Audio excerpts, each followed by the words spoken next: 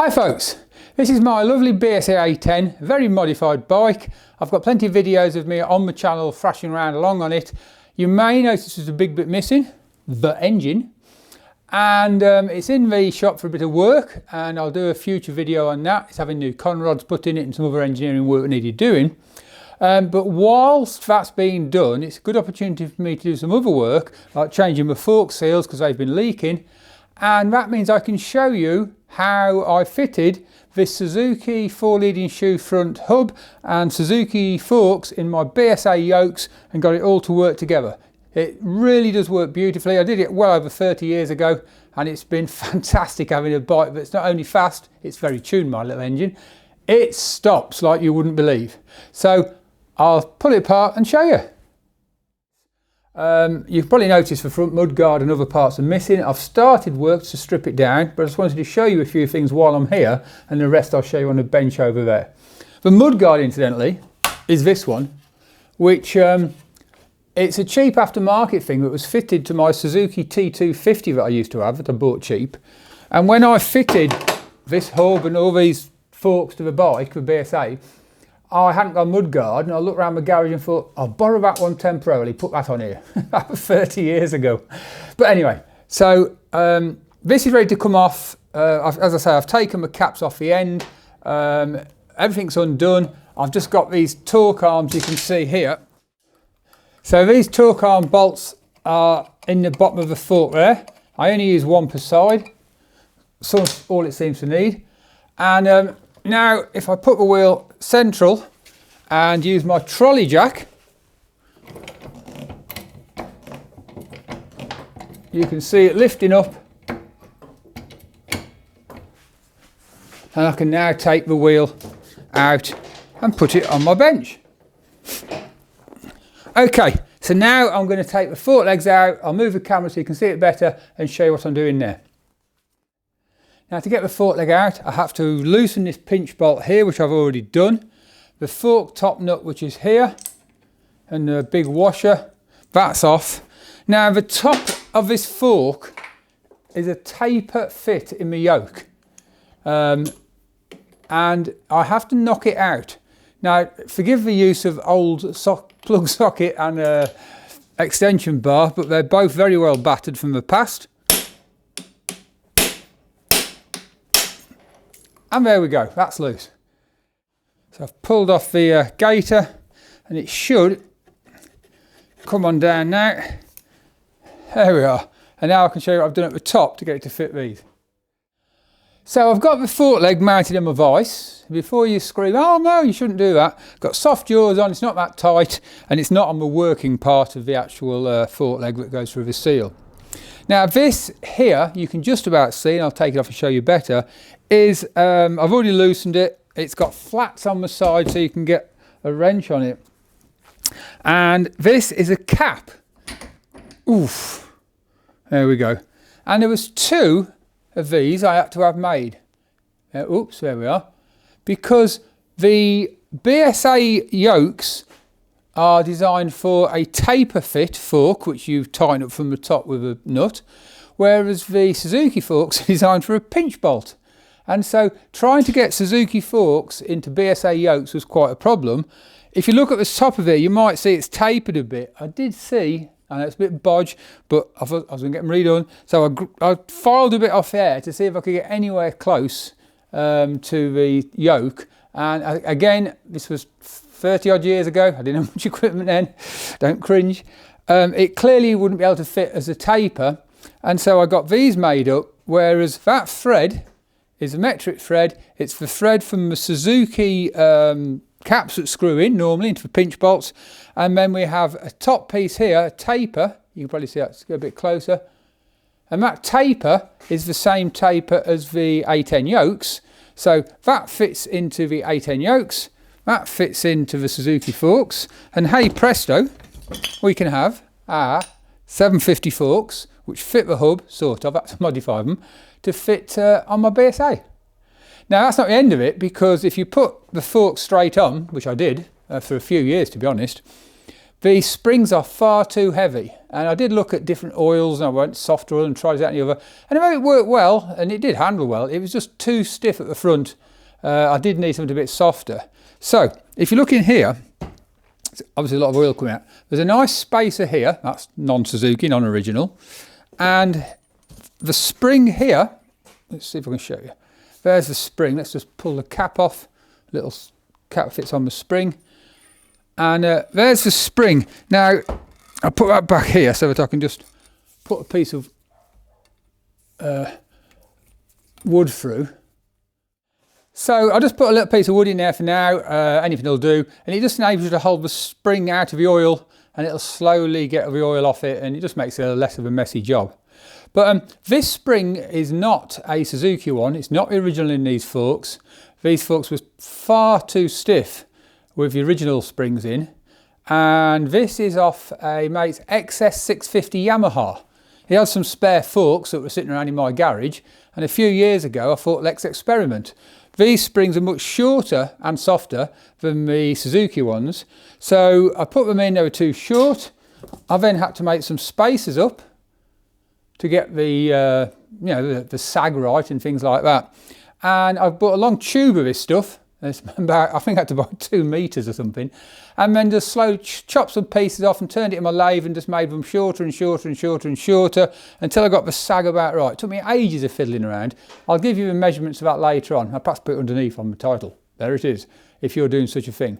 But that's the spacer, and then the spring. It's got most of the oil off now. Yeah, there's most of the oil's off that now, so I can put this on this bit of paper.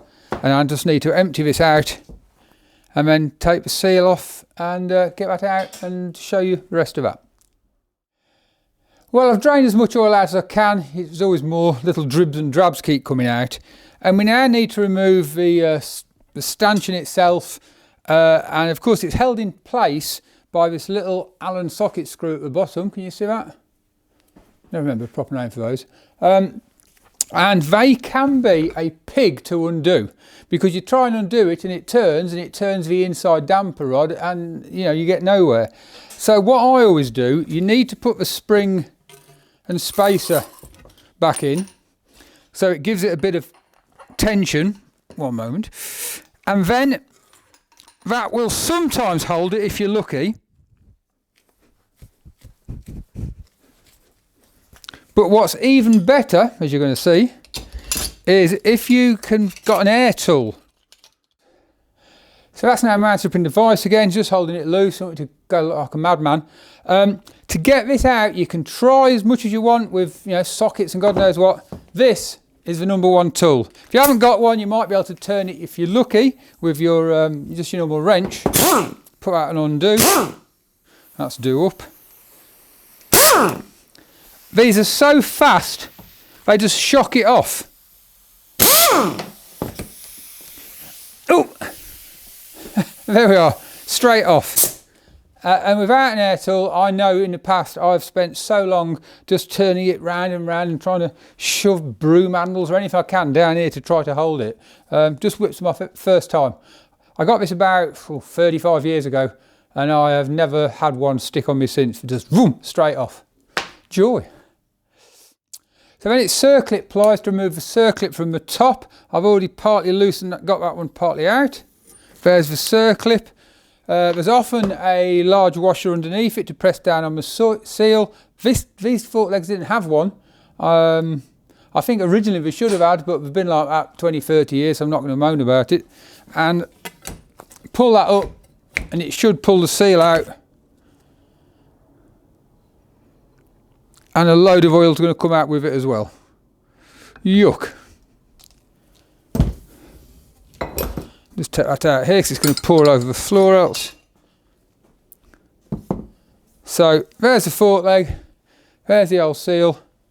Yeah, a bit of a mess. What I'm going to do now is clean up all these parts, clean the oil up, make them always load on the floor down there, get everything clean and ready, then I can put the seal in, back in, reassemble, and we can have a better look at the bottoms of the forks and how they fit on my hub.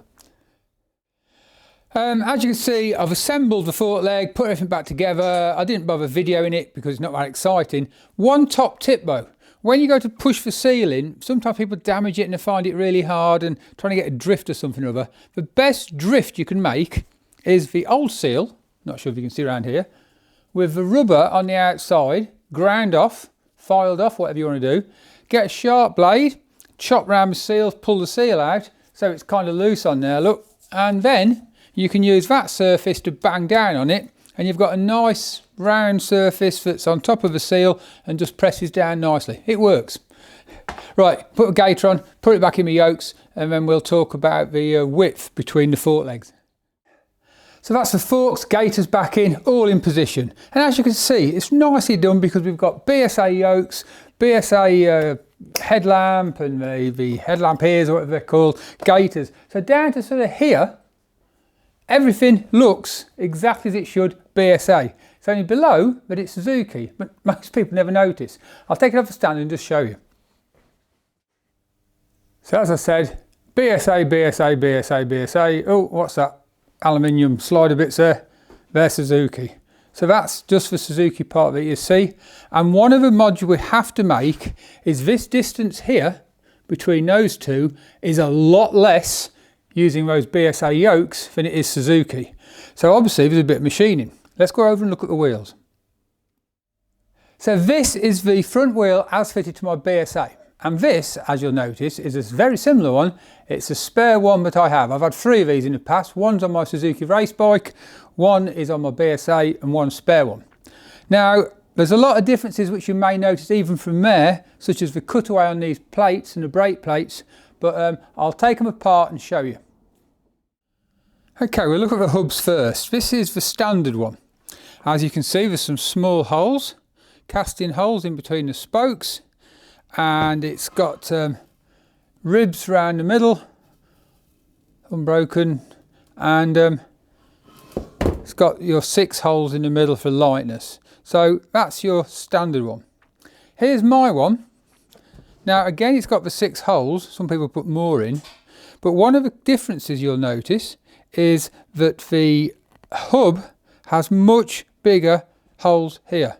These have been machined out on my mate's milling machine.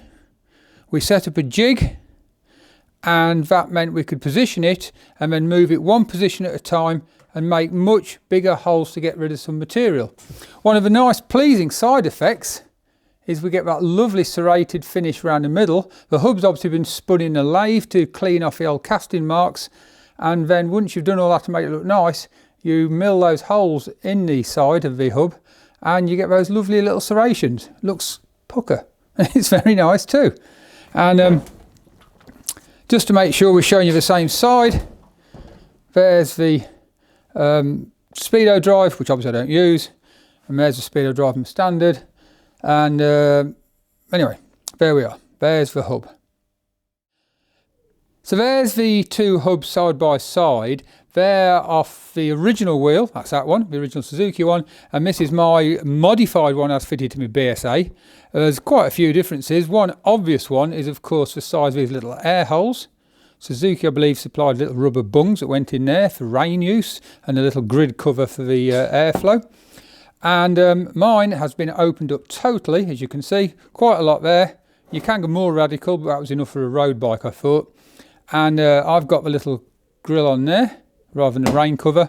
If you really want to go mad, as I did on my race bike, you can take loads off this rim here. You can get loads of material off because they really are heavy all the way around. That's just sort of to keep the weather and road muck off.